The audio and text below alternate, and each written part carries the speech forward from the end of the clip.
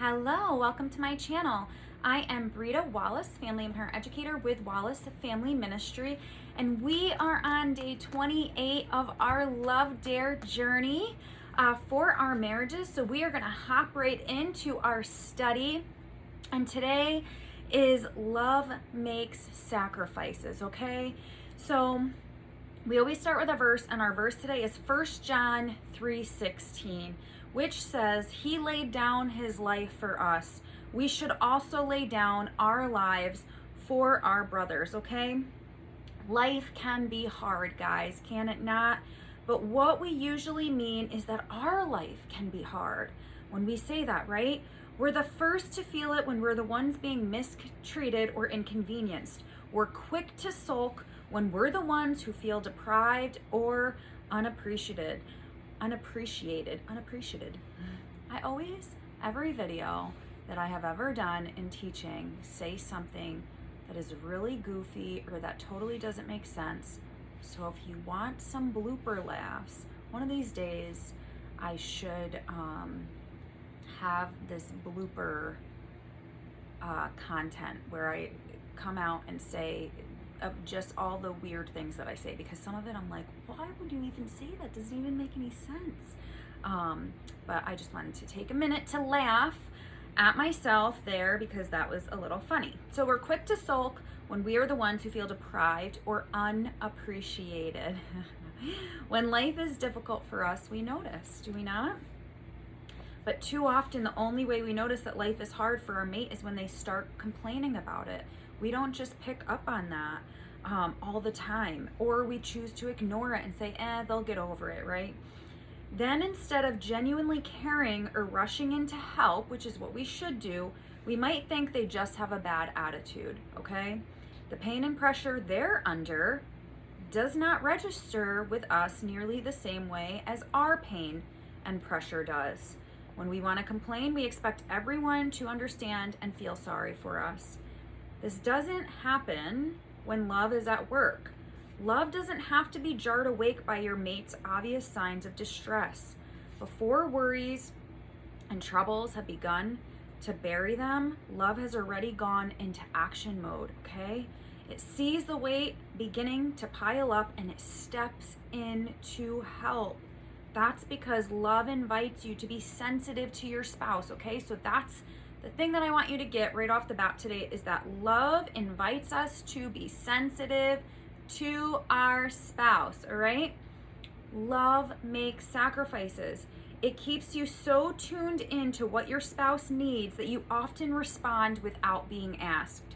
And when you don't notice ahead of time and must be told what's happening, love responds to the heart of the problem quickly and directly. Even when your mate's stress comes out in words of personal accusation, love shows compassion rather than becoming defensive.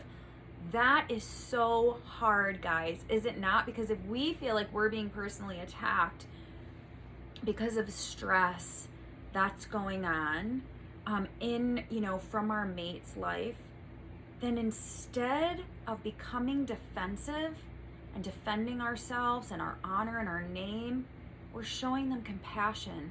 We're saying, man, I didn't realize you were under that much stress. Let me give you a hug. How can I help you in this moment? How can I eliminate some of this stress from your life? What do you need here? Imagine if both spouses in a relationship, in a marriage, or both partners in a relationship were functioning from that type of love. How powerful it would be, right? And if you're showing that to your spouse, our behaviors are often mirrored back to us. So they're going to follow suit eventually.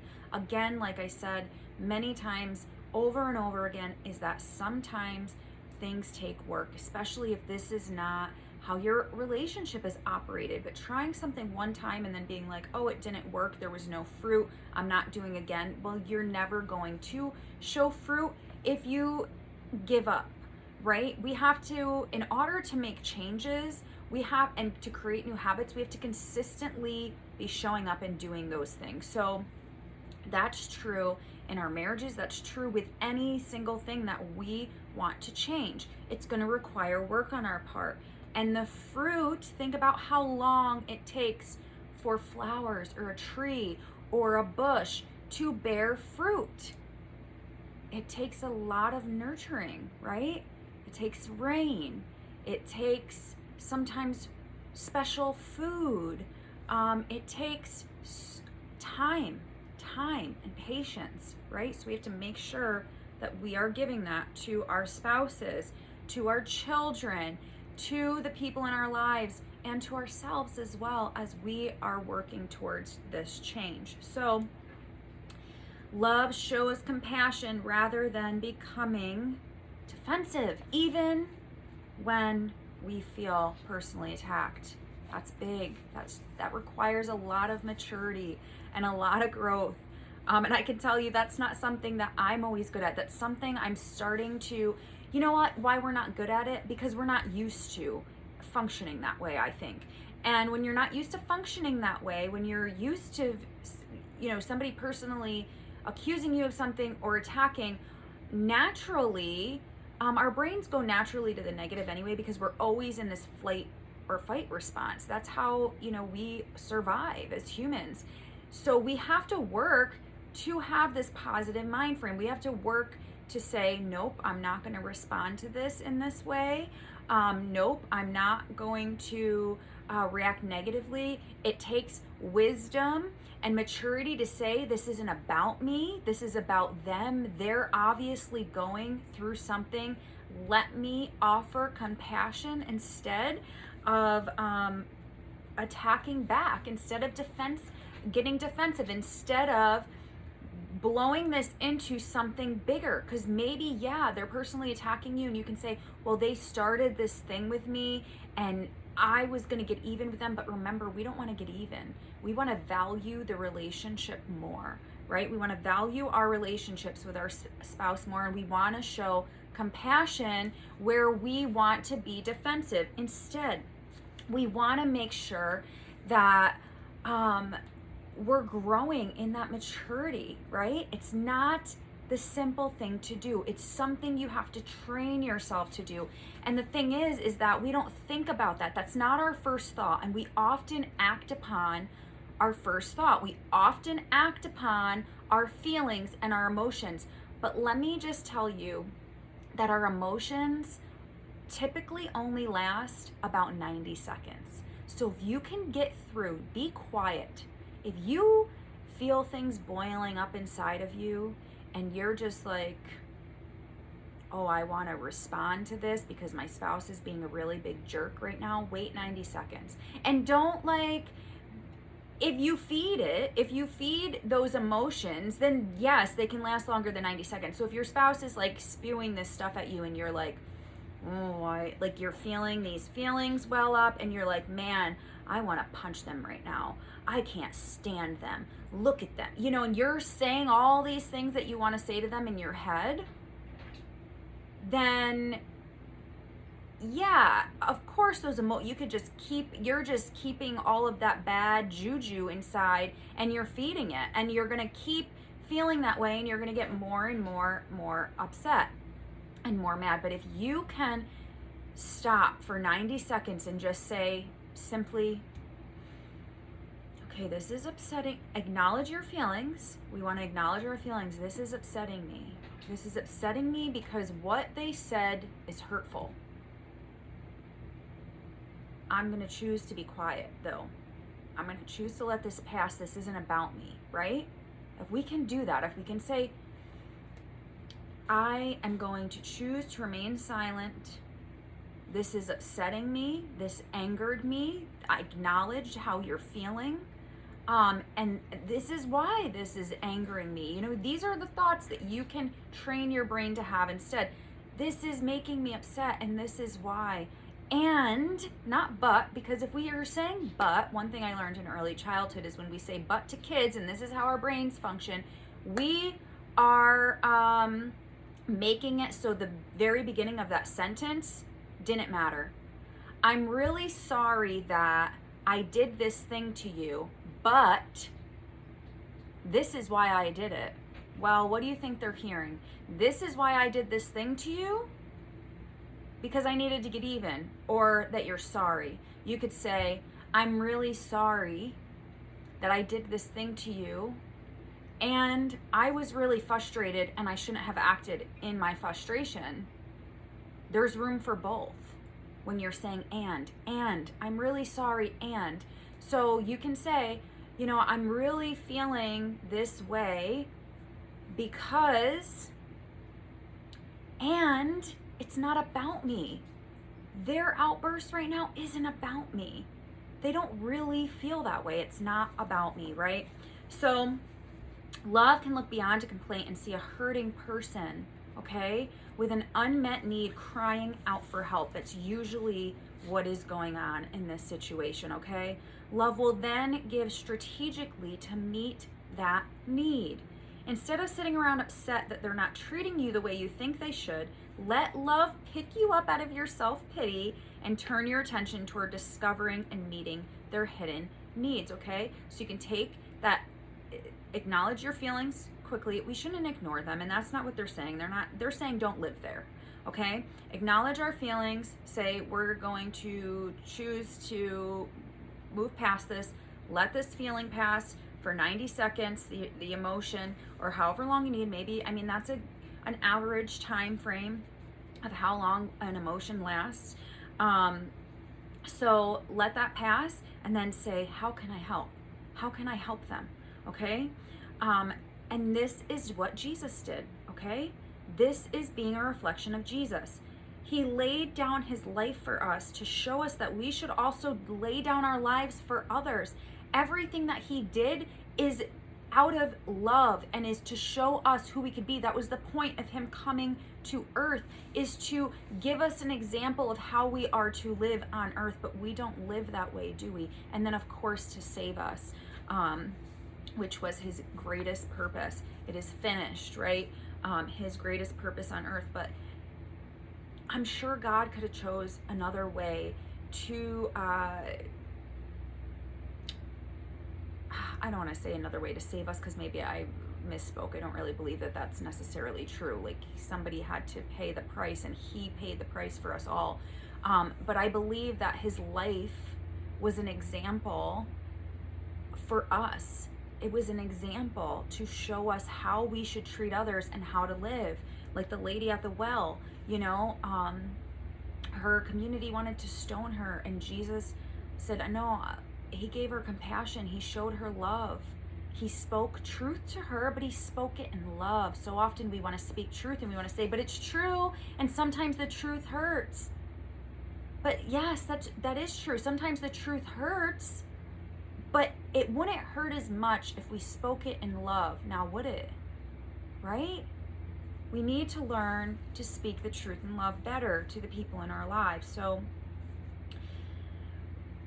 we need to lay down our lives for others like Jesus did, right?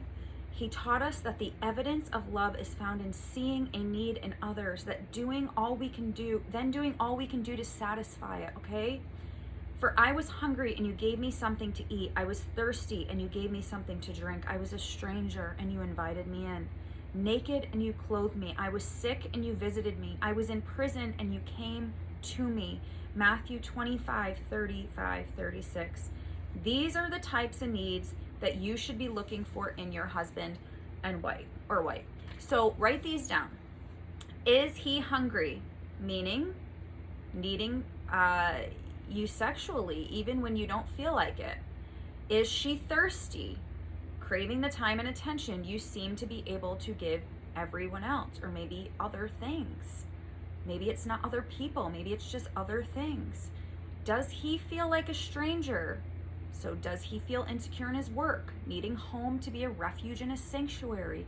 We need our homes to be a refuge and a sanctuary. That's the one thing that I want to work so hard on, and I work so hard on. It's a little difficult when you live with other people, but it's something that I crave. Like, I want grace space, a peace environment. I want to just have our home be a sanctuary for the people that come and visit it. I want our home to be an emotionally safe place for people. I want it to be this place where people can say, man, I'm refreshed, and this is a sanctuary of love, because love, genuine, true, unconditional love lives here.